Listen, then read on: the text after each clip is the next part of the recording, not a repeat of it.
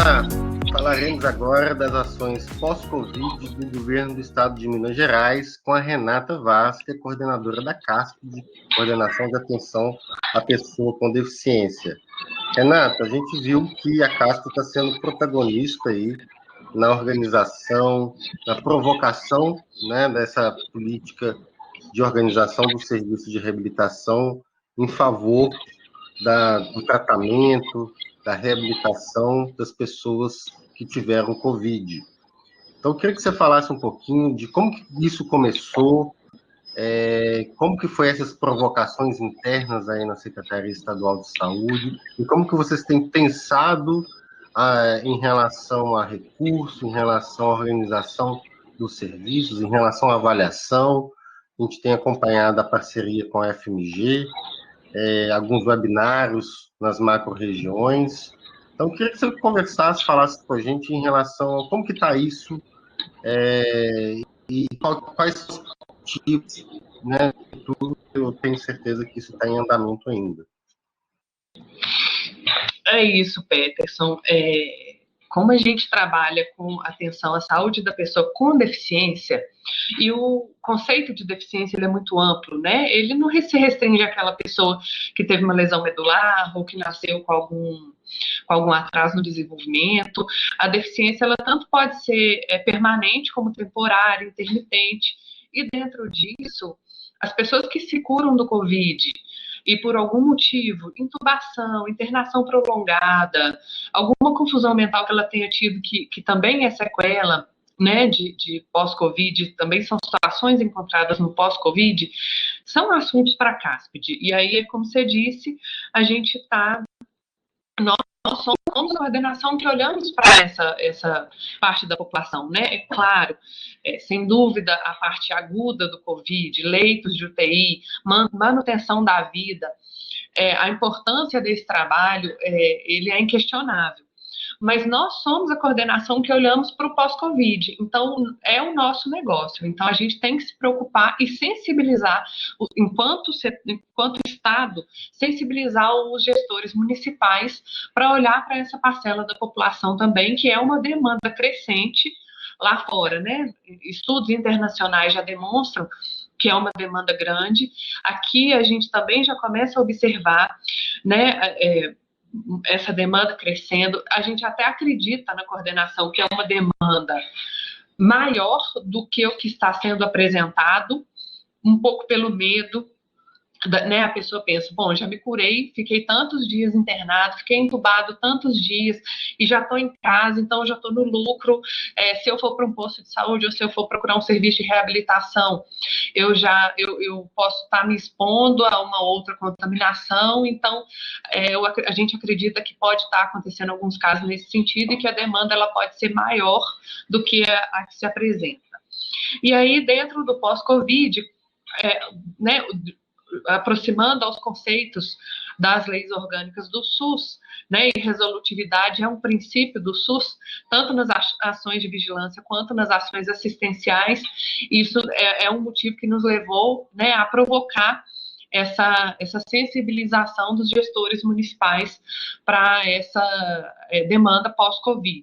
Né? O paciente ele não precisa apenas de um nível de atenção. Ele foi lá, se internou, se curou e saiu com alguma sequela e agora ele é mandado para casa. Isso não é resolutividade. Né? Assim como a integralidade dos cuidados às pessoas acometidas pela Covid. Né? Ela precisa de ser cuidada em todos os seus aspectos. E aí, nesse sentido, né, de trabalhar dentro desses conceitos de resolutividade e integralidade, pensando que o paciente, o usuário do SUS, ele precisa ele ser visto como um todo em todas as suas dimensões e também todos os níveis de atenção, né, das quais ele precisar. E aí a gente precisa, como Secretaria de Saúde, a gente precisa pensar em prover isso. A clínica do pós-Covid, ela apresenta diferentes comprometimentos, tanto na fase aguda como na pós-aguda. Uma internação prolongada por si só, ela já é suficiente para causar algumas comorbidades nesse paciente quando ele recebe alta. Né? Ele já tem ali uma diminuição de massa muscular, uma diminuição de mobilidade articular, uma diminuição da sua capacidade respiratória, principalmente dependendo de como ele foi acometido, como ele estava, a condição de saúde dele no momento que ele foi acometido por aquela doença, independente de ser Covid ou não, e ainda mais com a Covid, com todo o conhecimento que a gente, depois de um ano de pandemia, já conseguiu adquirir dessa infecção, de tudo que ela traz para aquele usuário do SUS, para aquele paciente.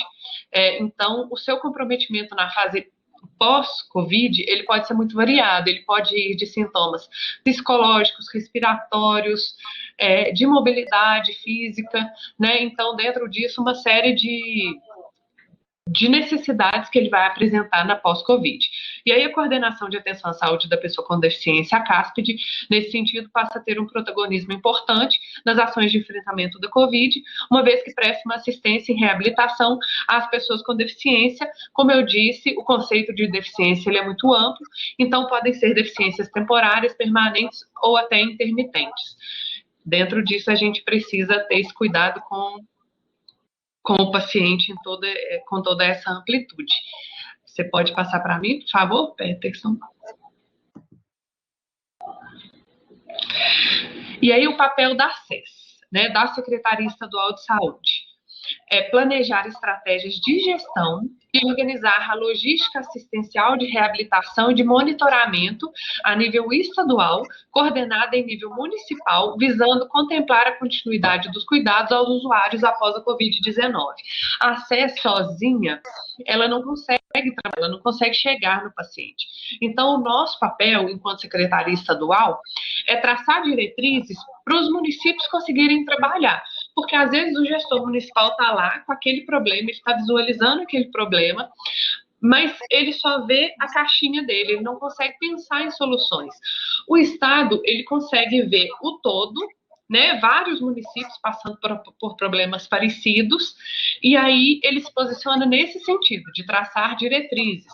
Às vezes, vai ter um gestor municipal que vai falar assim, não, eu não preciso ler essa documentação da secretaria, eu não preciso de direcionamento, eu já sei o que eu tenho que fazer, eu já tive ideias, eu já pensei, eu já tracei os meus fluxos, então essa situação dentro do meu município está sob controle, ótimo, né? Porque a função da SES não é impor, não é obrigar o gestor municipal a nada, os municípios eles são autônomos nas suas decisões. Mas, antes de tudo, a gente precisa traçar diretrizes para aquele grupo de municípios que precisam de um direcionamento, que está vendo só aquela situação e não sabe, às vezes, né, se é um gestor novo, se é um gestor que está chegando, observar dentro da sua micro, dentro da sua macro, ele não consegue ter uma visão ampliada e uma ideia de onde ele vai mandar aqueles pacientes, né? Se dentro do município dele ele não tem serviços próprios, como ele vai fazer com aquele paciente? Então, a SES, ela atua muito nesse sentido, de direcionar o que o gestor de saúde deve fazer diante daquele problema. E aí a gente tem a ação estratégica Cuida de Minas, que são documentos para guiar o gestor municipal, não só no pós-Covid, né? Dentro do Cuida de Minas tem vários cadernos, caderno de biossegurança, de transporte sanitário, os cadernos, o guia de retorno gradual de acordo com as ondas do Minas Consciente, né? Então, se a gente está na onda vermelha, né? Quais os pacientes eu devo atender prioritariamente, de forma presencial? Se eu estou na onda verde, né, quais os pacientes eu posso atender? Então, o guia de retorno gradual aos atendimentos, ele também está dentro do Cuida de Minas. E de lá para cá, teve um momento aí da pandemia, que a pandemia cedeu, né, alguns serviços puderam retornar, a gente foi uma grande parte do estado para a onda amarela, e aí o Cuida de Minas atuou muito nesse sentido, de como fazer esse retorno. De lá para cá, alguns outros documentos foram publicados dentro do Cuida de Minas. Algumas outras notas informativas e também nesse sentido do pós-Covid.